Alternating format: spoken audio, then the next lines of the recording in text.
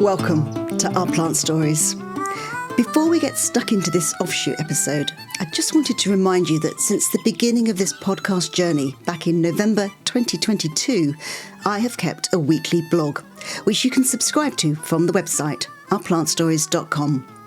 It has charted both the highs, launching the podcast, getting stories from listeners, being nominated in awards, and the lows, thinking I was opening a box with a proper presenter microphone, only to discover a packet of cat litter.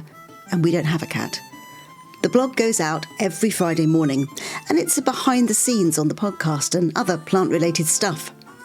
And when the podcast is off air in December and January, you will still be getting all the news and hearing about some future plans, which I think are pretty exciting. One of the things I love is when I meet people who can really trace their plant passions back to childhood. They were curious and they noticed things, and that is very true of Sal. My first realisation of what propagation was looking in next door's garden, and they had bluebells, and thinking, why have we not got bluebells in our garden? And then over the next couple of years we did have bluebells in our garden because the seed had dropped and then they started growing in our garden, and I must have only been about 6 or 7. From those early observations, Sal Demain, also known as Sal, has gone on to become the supervisor of the Arboretum Nursery at Kew Gardens. You may remember an episode called Jerry's Tulip Tree, which was also recorded at Kew. It's a beautiful story, and that is when I also met Sal. This is our chance to go behind the scenes at Kew. We drove into a very big yard with enormous piles of compost, huge greenhouses, vehicles. You can't just get around Kew with a wheelbarrow. Confession, I love propagation. It feels like magic. And for context, I recorded this in April this year. So at the moment we are in the Arboretum Nursery and we are in Zone 4. It's a weaning zone, I would say. So at the moment we have a lot of seed in this zone which has already germinated. We also have the grass collection, which is seed-sown grasses for the grass garden here at Kew Gardens. We also have the tail end of the salvia collection. So we also propagate all the salvias from the salvia border each year, and they are here for approximately 6 months of the year. And then we have some naturally sourced material. So we have some fuchsia, which is grown from seed, originates from Chile, but we got the seed from the Millennium Seed Bank. So quite an important part of the collection. We also have some naturally sourced material from Georgia, which is a trip that I was lucky enough to go onto in October. So we have 3 species of rhododendron, which are germinating at the moment. Wow, look at that. So really important collection. Why are they important? They are important because, for quite a few reasons, here at Kew, precedence is given to any naturally sourced material. So we went out and we collected these seed and we've brought them back to grow, and they're important also because they've come from Georgia. So this fits in with our landscape succession plan. Kevin Martin, my line manager, is currently finishing up his Masters, which is based on drought-resilient species, so species that we think that will survive our longer, hotter summers. So they're important because the start of our change of how we're collecting and what we're going to be growing in the future at Kew Gardens. You said the change in how you're collecting. Explain that to me. We're going out and collecting more now and having more drought-resilient species in. So it's not necessarily the way we're collecting, it's just the amount that we're collecting. And how long will these tiny little seedlings take to become fully grown rhododendrons? I would imagine, so as you see them now, they're still in the seed tray, so the next stage will be pricking them out. They're into quite small pots, so they will get potted up maybe 4 or 5 times. So I would say that it's going to take at least 2, 3, 4 years before we actually see them out in the gardens. But you can see in the pot how many there is. We will also share that material. So we will pot them all up ourselves, and then we will collaborate with other botanic institutions. At the moment, we're also going to be sharing material with Cambridge University Botanic Garden. And vice versa. They've been going out on their trips, so we hope to increase the collaborations. We also have a fridge full of seed that we haven't germinated, so once we know we have the success with these plants, we will send that seed to the Millennium Seed Bank and they will store it at the seed bank. Wow, it's a long process. Yes, and now's the time to start. You know, it's we have been collecting in Georgia last autumn. The autumn before, they also went to Romania, looking at species that they know already grow here. So we're looking for species right on the edge of where they naturally grow, and looking at places that will have the same climate as we're predicted to have. So we're looking at going to other places as well. I've just been to Spain for a couple of weeks, so I was looking at Mediterranean species, maybe at a little higher altitude, looking in Sierra de la Nieves. So high altitude plants that will survive a cold winter, but equally quite drought resistant. When you say our climate will become, how far ahead are you looking? So at the moment, I think me personally, I'm just a propagator, so that's my specialism, but Kevin's predicting for 50 and 90 years ahead. Wow. Yeah. How does that make you feel? I know how it makes me feel. Old.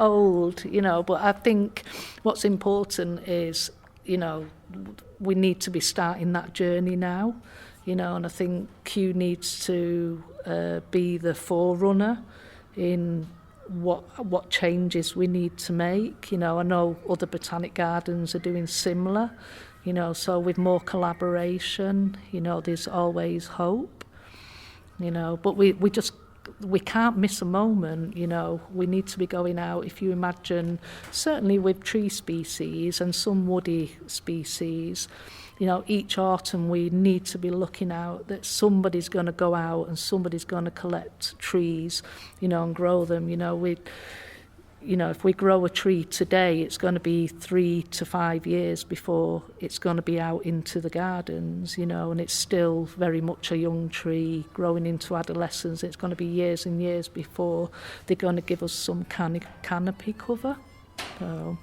So are there other trees we can look at here that you're growing and propagating? There is loads of trees here that you can see, but they're all on the other side. So Zone 3 is our specialised zone for growing the trees. Now, if trees are your thing, there are lots of episodes about them in the back catalogue, from Jerry's tulip tree to 3 episodes about monkey puzzle trees, and we have beautiful stories about fig trees, silver birch trees, willow trees. Do take a listen. Meanwhile, Sal and I moved through the zones. We're in what is probably my favourite zone. So this is Zone 3. And this, as you can see on this side, it's a little bit darker. So this is, on this side of the nursery, we tend to grow the more woody plants and certainly the trees. So at the moment we have, I would say that 90% of everything that's in this zone is naturally sourced. Now, naturally sourced, just explain that. So naturally sourced is material or plants that we've grown from seed that has been collected from an habitat.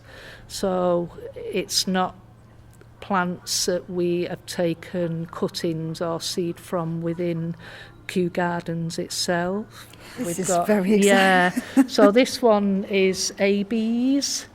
So this is like a It's the most tree. tiny shoot, literally minute shoot just coming through. Yeah. How does it make you feel when you see that tiny shoot? Because I've not been here for 2 weeks, it was my first day back today, so my priority was coming in here really early to have a look what has started to come up. So yeah, this one makes me feel really, really, really excited.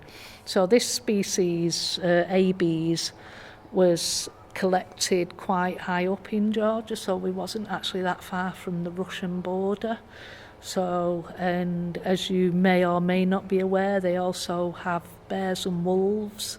So that it all added to the collecting. I mean, I was just stood at the bottom of the tree where Tom from the tree gang was like scaled right, metres and metres up, collecting the seed from these. So it makes it really exciting when you've been part of that collecting trip as well. So you're seeing this beautiful seed germinating, but you're also visualising how it was collected, and what is the really tree exciting. like? Describe the tree from which this was collected. So the AB's Normania is like a massive big Christmas tree. So it's a conifer tree, and it was, I don't know, maybe 30 metres, maybe, might be 20 metres. I'm not very good with heights. But so we did collect another one, a Picea, which maybe it's not up yet, but there was literally 2 trees together, so he was going from one to another, But you think we just go out and we collect, but, the guys, they've got all the climbing kit as well to take out, so metres and metres of rope, and wherever we go they've got to carry this around. So I had the most important job, which can be translated into the easiest job. So I was responsible for recording. So recording what species we found, where we found it, what the elevation is, using GPS to find the coordinates, also recording any associated flora, any plants that live within that habitat. So you're building up an entire picture of where this tiny seedling that we're now looking at, where it grew. Yes. How it grew, the conditions in which it grew. Yes. And what happens now? Will you be, again, recording how long it takes to germinate? Other information about it as it grows? Everything. We record everything. So here at Kew, our records are really important. So as soon as we got back to Kew, then I've already got a spreadsheet. So these seeds in particular, a lot of them have to be what we call processed. So they were cleaned each evening when we were out in Georgia. That was our evening entertainment, was all sort of releasing the seed from the fruit, cleaning them up, getting them ready. So the way that we process them here is we have to mimic what their winter would be like, which is quite cold in Georgia. So we put them into cold stratification. So what this means is we either pot them up in these air pots, and we put them into our cold storage, which sits at about 5 degrees, or we put them into a plastic bag with a little bit of substrate. You can use sand, we use vermiculite, and then we write on the bag exactly what's in there. They've got their own propagation number. You can see here they've got where they've come from, the date that they were sown, its seed, and then they go into the fridge. It sits about 2 degrees. So I would say on average the species stay in the fridge or in cold storage for about 3 months. And then, as you can see, we've taken these ones out of cold storage and we're starting to get some germination coming through now. It's the scientific side, isn't it? Is that what appeals to you as well? Is that what you love? Yeah, I like being the alchemist, I suppose, is finding what substrates are going to work, or what methods do we need to do to enhance the growth of these plants. So, it's some of these species is my first time growing this year. So, behind every pot there's quite a little bit of research that's been done. And then we record everything from germination. So on the back of our labels, we will record how many seeds are in there, how many have been required, how many seeds do we actually need, germination. So we'll record the germination, and then more importantly, we record how many we pot up. So all this information we have on this label, we also have on a spreadsheet. So there are 50 seeds in here, in this pot where we can't see anything yet. There are 50 in there? Yeah. How many are in the one where we can actually see one coming through? Right, so 50 seeds. Okay. So you've got 50 in each one, so they're just starting to come through. So and 20 years down the road, project forward, what could this plant from Georgia be doing for us? Is that the right way to phrase that question? Well, what we hope with these plants for the future is they're more resilient to growing in a drier climate during the summer. I would expect them to have more resilience regarding drought. So I would like to see these plants for the future mitigating against any climate change that could potentially... Mitigate in the sense of, there may be trees that we currently have that aren't going to survive. Yes, so with our current climate or our predicted climate for the future, they predict that maybe even some of our native species might be under threat, that they're not resilient enough, or they, potentially could fail. So we just hope that these plants are going to be growing strong and... be a future for us, basically. Yeah. And, I only see these plants until they're adolescents, and then they go out and live in the world. So, now I've got the best job in the world.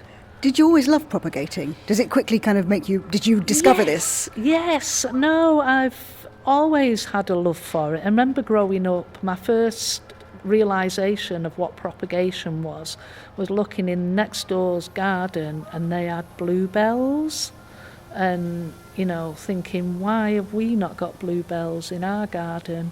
And then over the next couple of years we did have bluebells in our garden, because the seed had dropped and then they started growing in our garden. So I suppose that was my, and I must have only been about 6 or 7 then. So I've always had an interest in plants, and I've been working in horticulture for approximately 30 years. But when I started the Kew diploma here in 2016, one question they asked when we came here was, what do you want to get out of the diploma? And mine was like, the 3 things are propagation, propagation and propagation. So I knew what I wanted to do when I started the course.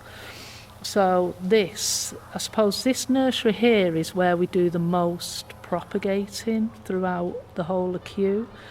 So it really is my dream job. It's what I wanted to do all along, and, some would say that I've realised my dream quite late in life. But for me, it doesn't, as long as I get to do some propagating, then, I'm happy as can be. So would your message really, in a way, to all of us be have a go? Oh, without a doubt, you know. Don't come after my job, but feel free to have a go. No, I think everybody should try it, you know, because it's like being God, isn't it? You know, it's like creating, you know. I mean, for me, I always have kind of been quite creative, but this is just, there's just nothing better than seed sowing or doing cuttings and seeing those first roots, you know. So, everybody should have a go. There's a joy to just seeing a seed emerge, isn't it? It's one of my favourite parts. Yeah. But when I think of that seed, and I will now think of you with the bears that could have been circling nearby. And I wasn't bothered about the fact that we were so close to Russia. We were scared about the bears and the wolves. And you know what? I think we maybe seen some wolf poo, and that was it. So I know you probably can't put. That didn't worry you, though, because you were more anxious about the seeds. Well, yes. I didn't get to see any bears or wolves, but then I was quite disappointed that I didn't get to see any bears or wolves. So I think it's probably quite a good thing, actually, to be honest with you. The joy of making this podcast is meeting people like Sal, who have a real passion for their work, their plants. And there are over 60 episodes of Our Plant Stories available to listen to, featuring such people. Our Plant Stories is an independent production presented and produced by me, Sally Flatman.